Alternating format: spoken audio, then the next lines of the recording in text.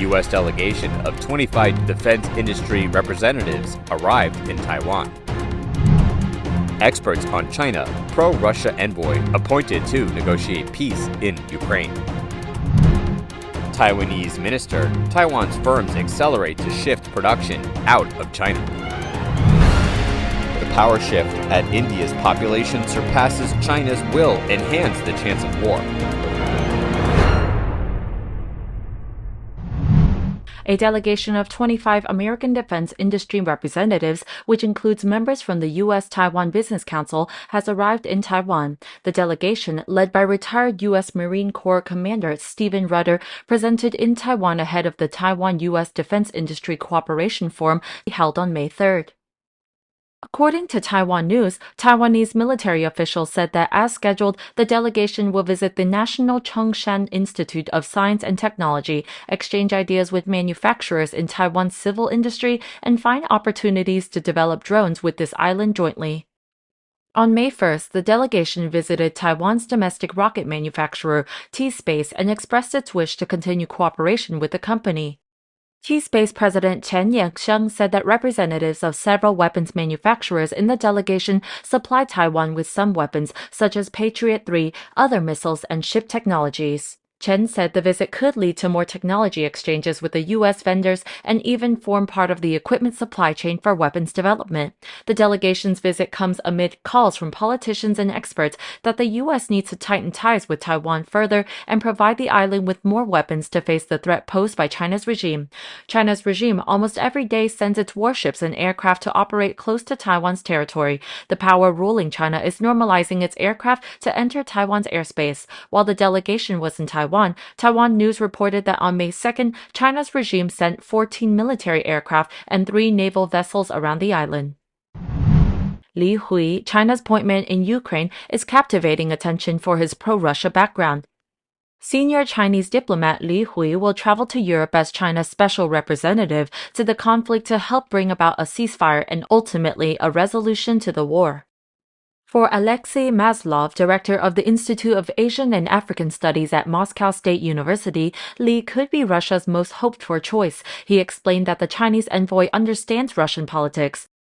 Maslov told NBC News he really understands the Russian soul, he understands the Russian psychology, the Russian mentality. According to the news agency, Li served as China's envoy to Moscow between 2009 and 2019. He had a long diplomatic career in the former Soviet Union and its successor states after it fell apart. He is a well-known Russian enthusiast and speaks Russian fluently. He is one of the rare foreigners who received the prestigious Medal of Friendship from President Vladimir Putin. Maslov, who claims he has associated with Li for a decade, pointed out that Li has a taste for renowned Russian writers such as Leo Tolstoy and Fyodor Dostoevsky. The Chinese diplomat is also known for promoting ties between China and Russia. In 2016, he stated that China needs a powerful Russia in an article for the Russian Foreign Ministry newspaper. 4 years later, in an essay for the government-backed Chinese People's Institute of Foreign Affairs, he said both governments would stand back-to-back and shoulder by shoulder. As quoted by NBC News, he wrote, "The two sides will, as always, show firm support for each other's efforts to uphold one's own sovereignty, security, territorial integrity, and other core interests." An unspecified senior Biden administration official remains skeptical of China's intentions. The official told NBC News they haven't condemned the invasion. They are still buying Russian oil at bonus prices from Putin. They're still sending dual-use items, although not lethal aid. They have to show they can be a real arbiter. Zeno Leone, a defense studies lecturer at King's College London, believed Li's background doesn't necessarily mean he would favor Russia. Instead, he argued that for China, Li could be the person who knows where mediation is possible and where it's not between Russia and Ukraine. Michelle Geraci, a professor at the University of Nottingham in the United Kingdom, pointed out that the war put China in a difficult position as it trades with Ukraine and Russia. He said, China, want to go back to business with the rest of the world. At the end of the day, war is won by the strongest army, not by rule of law, unfortunately. According to a senior Taiwanese official, many firms are moving their production away from China, amid concerns over tech security and pandemic-related disruptions. Kung Mingxin, Minister of Taiwan's National Development Council, said that India and Southeast Asia are the primary beneficiaries of this trend because more manufacturers are trying to create two separate supply chains to service Chinese and non-Chinese markets. And this trend is accelerating. In an interview with Bloomberg, Kung said companies hesitated to diversify their supply chains when the US first imposed stiff tariffs on China, but changed their mind after COVID. He said China's strict COVID policy caused sudden, widespread lockdowns, logistics bottlenecks, production disruptions, and protests in the world's largest manufacturing nation. These events highlighted the risks of dependence on a single country for global trade, and prompted companies to seek other manufacturing bases. One example of this shift was Apple's forecast output production fall after workers' protests at its biggest assembly partner, Foxconn's iPhone City complex in Zhengzhou, in late 2022. Since then, the tech giant has asked its suppliers to boost their manufacturing capabilities outside China, increasing iPhone production capacity in India. Furthermore, concerns over tech security are driving companies and policymakers to look for alternatives to China. He said more Taiwanese chip companies might establish factories in India and Southeast Asia instead of China. He said India is concerned about IT security and wants to avoid mature chips or low-end products from China. He stressed that even Chinese companies seek alternative supply sources to fulfill overseas demand better. He said, "It's not just Taiwanese companies that need to divide their supply chains. Chinese companies need to do so too." According to United Nations estimates, India has surpassed China to become the most populous country in the world. This huge status change between the two Asian countries, sharing a long and militarized Himalayan border, shows the possibility of a change in global status. The level of competition and the danger of war between them is also increasing. According to experts, demographics play an important role in geopolitics.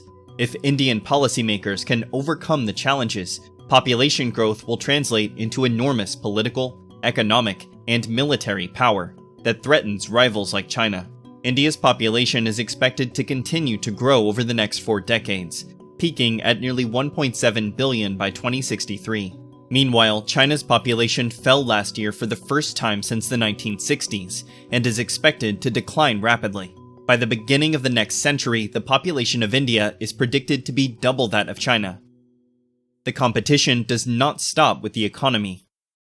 Frank Leiberger, a China-based Chinaologist and geopolitical analyst, said, "India seems well on the road of becoming the next China, with a golden decade of India gradually materializing. However, that era dawns only if no major war erupts. The Chinese economy has been severely affected in recent years by draconian restrictive policies due to COVID. According to a recent analysis by Michael Pettis, a non-resident senior fellow at Carnegie China, Beijing's annual GDP growth is unlikely to exceed 2 or 3% for many years. Meanwhile, India was one of the best performing economies last year. New Delhi is estimated to become the 3rd largest economy by 2027, surpassing Japan and Germany, while its global exports are forecast to double by 2031. The competition between India and China is not limited to the economic field. The escalating clashes in the border area between the two countries have made India increasingly search for more allies to create a counterbalance to China. Prior to the Raisina dialogue, the Indian government hosted the Global Southern Voices Summit online. More than 120 countries were invited, but the guest list did not include China. It seems the Indian government is ready to compete with China for the leadership of the Southern Hemisphere. In the run-up to the G20 summit on September 9th and 10th, India will host discussions on excessive debt, food, energy, and other pressing issues. After that, India will coordinate with the US, Europe, and Japan to propose solutions. These moves show that India wants to play a leading role on behalf of developing countries. Taking advantage of the BRI's loss of momentum, India is poised to launch a diplomatic counterattack against China. Shiv Shankar Menon, a former national security advisor to India, said that China has exacerbated the debt problems of developing countries, and now is an opportune time for India to take the lead in addressing global challenges. The first and most obvious outcome of India's population in international diplomacy may be its increased push for a permanent seat on the United Nations Security Council. possibility of escalation of military conflicts, especially in the nuclear sphere, increases.